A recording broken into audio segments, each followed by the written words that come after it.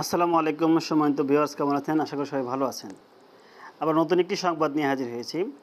ষষ্ঠ গণবিজ্ঞপ্তির শূন্য পদের তথ্য যাচাইয়ে এনটিআরসির চিঠি। দৈনিক শিক্ষা .com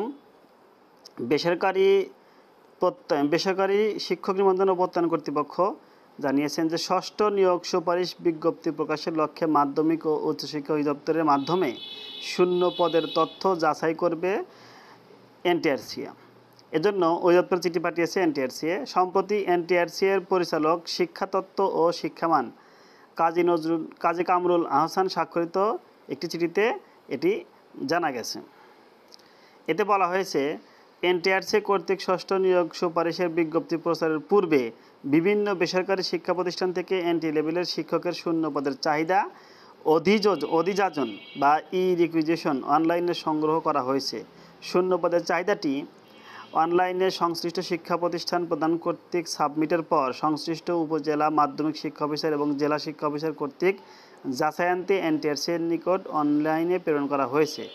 এই রিকুইজিশনে উল্লেখিত শূন্যপদের প্রাপ্যতা সর্বশেষ জনবল কাঠামো ও এমপিও নীতিমালা অনুযায়ী সঠিক আছে কিনা সংশ্লিষ্ট কর্তৃপক্ষ অধিদপ্তর কর্তৃক অধিকতর যাচাইয়ের লক্ষ্যে এনটিআরসির নিয়োগ সংক্রান্ত পরিপত্রের 4 অনুচ্ছেদের পরিপ্রেক্ষিতে শূন্য পদের তালিকার সফট কপি সিডিতে কপি করে প্রেরণ করা হলো।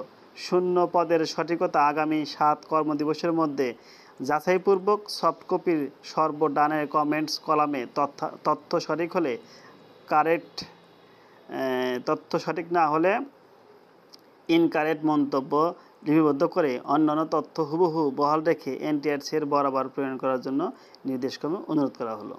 তার মানে আমরা বুঝতে পারছি যে অতি দ্রুত এই ষষ্ঠ গণবিজ্ঞপ্তির আমরা পেতে যাচ্ছি। এই ষষ্ঠ গণবিজ্ঞপ্তি দেওয়ার পূর্বে তার প্রস্তুতিমূলক এই কাজটি এনটিআরসি শুরু করেছে। এরই প্রমাণস্বরূপ যে ষষ্ঠ গণবিজ্ঞপ্তি শূন্যপদের তথ্য যাচাইয়ের জন্য এনটিআরসি চিঠি দিয়েছে।